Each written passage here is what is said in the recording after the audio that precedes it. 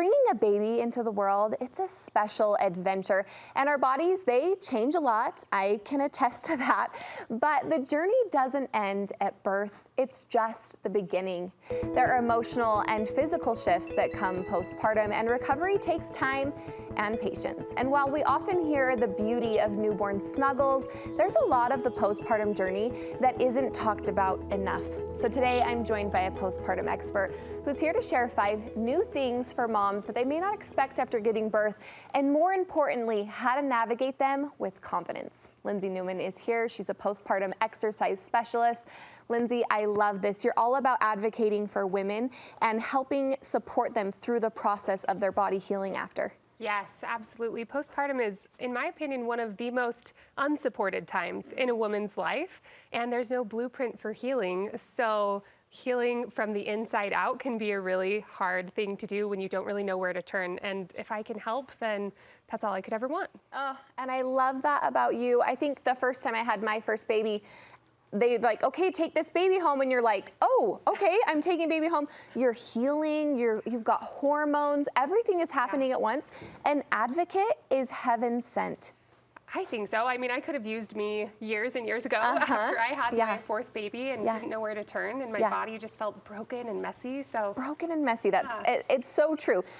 You say there's a lot of things that we just don't expect, but you're here to share the top 5 with us. What's first? Yes, I think the first thing is that you don't expect that your OBGYN does not have your answers for recovery. Yes. Because you've spent so much time working with them through pregnancy, and then we all wait for that 6-week checkup to get the all clear, go ahead and exercise. You kind of assume that they'll have the answers on how that should look and how it should go. Excuse me, how it should go, but it really is not their scope. It's not their scope of practice. And so there's this massive gap. I've had clients explain to me it feels like they're standing on the edge of a cliffside and there's no bridge to get to the other side of like fitness and regular life, feeling good again. So what kind of things do we often expect our doctors to know but just aren't their specialty? What kind of things? Yeah, I think that diastasis recti, like ab separation, how to deal with chronic back pain. Obviously, there's a lot of mental health issues that happen postpartum. Nobody's really looking at your hormones, incontinence. There's a really long laundry list of other professionals that ideally we would be sent to, but within our standard of care, there's not just an automatic referral to physical therapy. And so you might get one, but you might not.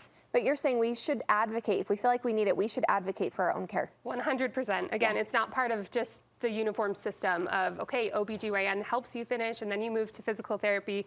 It's, you know, when I was pregnant with my 4th and had that baby, I went to the doctor and just said, my body is in so much pain. Yes. And there was no automatic referral to physical therapy. I did have to dig and kind of crawl through the mud to find the help that I needed. I'm so glad you advocated for yourself. Next, you don't expect that your body may not just go back to normal on its own. Yes.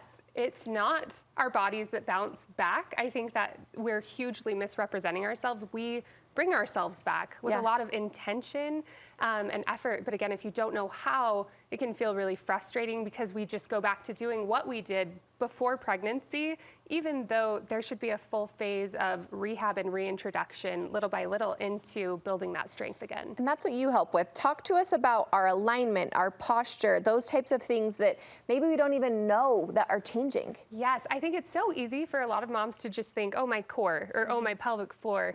But what you forget is that your body is a kinetic chain. It's a full system, and we have to look at the full system for correction. So when it comes to posture, this is something that I do with my clients. We're looking at full posture reformation. We're trying to get rib cage moving again after it's been kind of held wide and stuck, or pelvis that's kind of been held in one position and stuck, and we've lost a lot of mobility and stability. It has to be trained.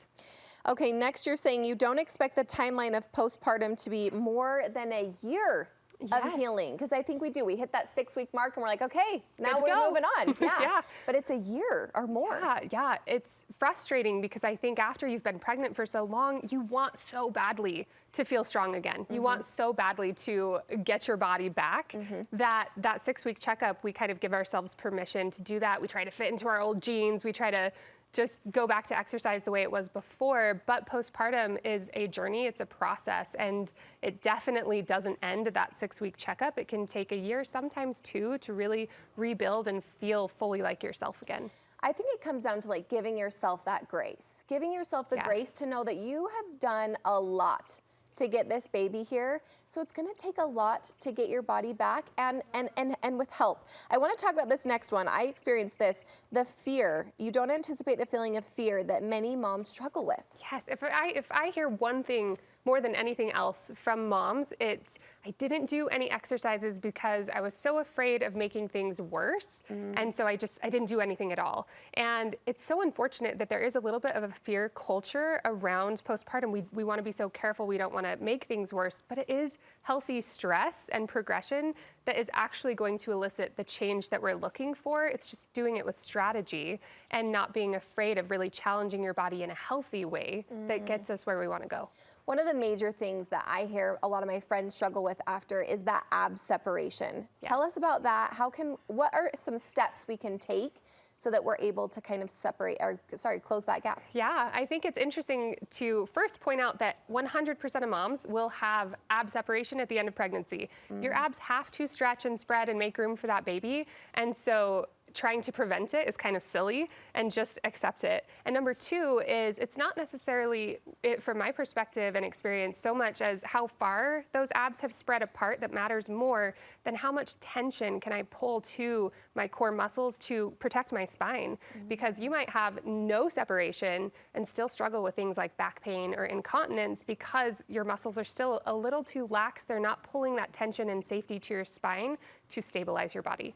And lastly, you don't expect how you fuel and train during pregnancy can set you up for a more fluid postpartum experience. Oh my gosh, if I could do anything different, it would be to train smarter during pregnancy, to not just try and do everything in spite of being pregnant, but to train for the sport of pregnancy and for delivery and for recovery, and understanding what posture changes are going to happen and how to try and remedy some of that along the way through the process. Oh, Lindsey, it's so good.